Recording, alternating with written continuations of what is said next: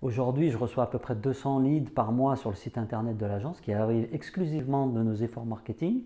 Donc, c'est des leads qui laissent leurs coordonnées et on va dire que je dois en appeler à peu près entre 100 et 120 par mois. Donc, ça fait un paquet de coups de fil à passer. Et la bonne nouvelle, c'est qu'en mettant en œuvre la méthodologie inbound, vous vous retrouvez dans la position où les gens attendent quasiment votre coup de fil. C'est-à-dire que ce sont des gens qui ont volontairement laissé leur numéro de téléphone. Et la bonne nouvelle, c'est que quelqu'un comme moi qui détestait téléphoner, je me retrouve à passer beaucoup de temps au téléphone. Alors, on n'est pas encore devenu un centre d'appel, je vous rassure, mais voilà, le téléphone est devenu finalement un outil essentiel dans notre prospection, comme il a toujours été dans toute forme de prospection commerciale. Mais par contre, des coups de fil qui sont des coups de fil chaleureux, qui ne sont pas des coups de fil froids. On parle de warm calling par opposition à du cold calling, c'est-à-dire qu'on essaye de créer au cours de ces coups de fil, de ces premiers appels que vous allez avoir avec un prospect, on essaye de créer cette relation de confiance qui va vous autoriser à aller plus loin dans le process de vente. Tout ça, c'est ce qu'on appelle le connect call. Et c'est une étape qui est cruciale dans votre cycle de vente si vous décidez de mettre en place la méthodologie inbound. Il s'agit en fait de ne pas gâcher tous les efforts marketing que vous allez mettre en place en amont du pipe, c'est-à-dire que vous allez créer des contenus pour attirer des visiteurs, les convertir en leads. Si au moment de traiter ces leads, vous vous plantez, vous gaspillez de l'énergie, vous gaspillez de l'argent. Donc cette étape-là, elle est très importante parce que c'est la première étape au cours de laquelle vous allez vraiment entrer en contact avec votre prospect en tant que commercial. Donc la première chose, premier conseil que je peux vous donner par rapport à ce connect call, c'est que déjà il faut passer les coups de fil. Quand vous commencez à générer des leads, quand vous avez une liste de prospects, il s'agit de les appeler. Personne n'aime téléphoner. Je sais que dans le secteur industriel, la partie prospection, elle est souvent dévolue à des gens qui sont plutôt technico-commerciaux, donc plutôt techniques que commerciaux. Donc ce n'est pas la partie du job que préfèrent ces gens-là, et je les comprends, personne n'aime téléphoner aujourd'hui. La bonne nouvelle, c'est qu'il y a des façons de téléphoner à l'heure d'Internet et à l'heure du client roi. Il y a des façons de téléphoner qui vous permettent d'entrer en relation sans avoir à craindre de se faire raccrocher le téléphone au nez, même si ça peut être parfois assez amusant. Donc la première chose, c'est qu'il faut téléphoner. Donc constituez-vous des listes de prospects.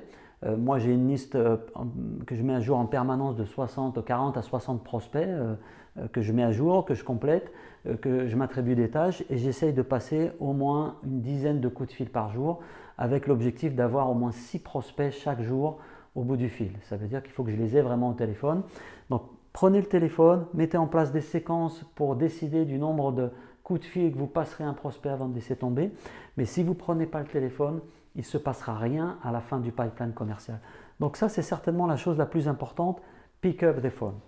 La deuxième chose, c'est qu'avant de prendre le téléphone, vous avez aujourd'hui un certain nombre de possibilités pour éviter de passer pour un bon vieux commercial quand vous allez prendre le téléphone.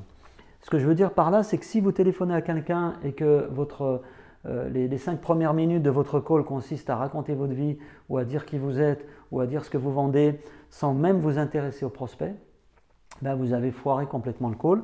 Donc il s'agit de faire ses devoirs, donc faites tes devoirs avant de téléphoner.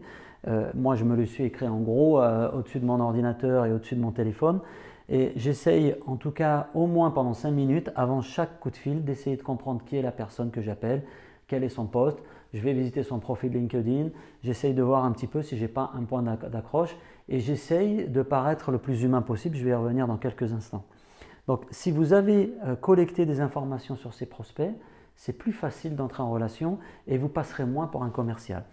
La bonne nouvelle, c'est que si vous utilisez en plus des outils d'optimisation des ventes ou des outils d'aide à la vente comme ceux que propose HubSpot, vous allez même savoir ce que la personne a visité sur votre site, ce qu'elle a téléchargé, ce qu'elle a ouvert comme document. Et ça vous donne aussi une information qui est assez intéressante puisque vous allez pouvoir adapter votre discours par rapport à ses recherches et à sa visite sur votre site ou à son profil.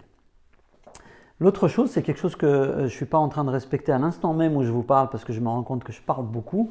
Quand vous passez un coup de fil à un prospect, il s'agit de lui. Donc il faudrait en moyenne parler 3 fois moins que le prospect au cours du call.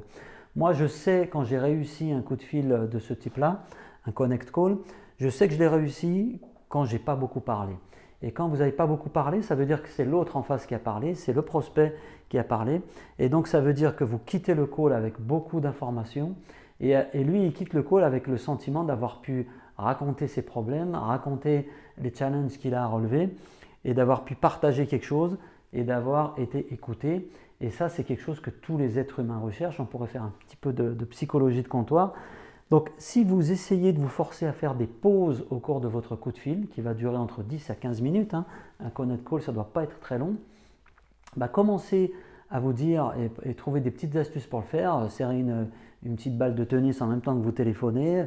Pause, pause, pause. Essayez de casser le rythme, d'apparaître comme quelqu'un de posé en fonction de qui vous avez en face de vous, en tout cas au bout du fil. Ça va permettre peut-être d'instaurer une sorte de climat de confiance et une relation de sérénité dans votre coup de fil. Et enfin, la dernière chose, il s'agit de relations humaines. On est sur du human to human. Donc, faites tout pour éviter d'apparaître comme le bon vieux commercial en train de lire son pitch. Vous recevez certainement ces horribles coups de fil à 8 h du soir quand vous êtes en train de dîner, de gens qui essayent de vous vendre un forfait téléphonique alors que vous êtes déjà abonné au même opérateur. Ça nous est tous arrivé et il s'agit d'éviter ce genre de choses en mettant en place ces petites astuces-là. Rappelez-vous que vous parlez à des gens, donc n'hésitez pas à apparaître comme un humain. Si vous appelez pendant des périodes de vacances par exemple et que vous tombez sur un prospect, vous pouvez plaisanter en lui disant tiens, vous êtes le dernier dans la boîte à être encore présent. Essayez de trouver une accroche en étant naturel. N'essayez pas de jouer un rôle, n'essayez pas de lire un pitch et essayez d'être vraiment un être humain.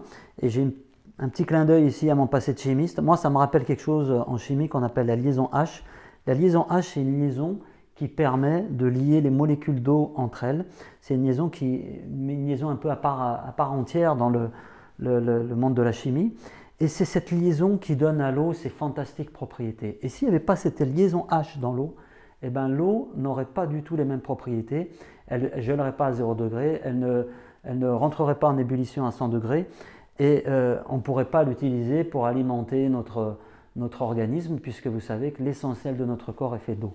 Donc voilà, c'est un petit parallèle parce que ce H là, il est vraiment très très important et c'est un truc que vous devez vraiment essayer de garder à l'esprit. Quand vous passez un coup de fil, quand vous entrez en connexion, vous allez appeler quelqu'un, essayez de vous comporter comme si cette personne, vous aviez vraiment envie de la connaître et que ça vous plaît de l'avoir au bout du fil et que vous avez vraiment envie de l'aider.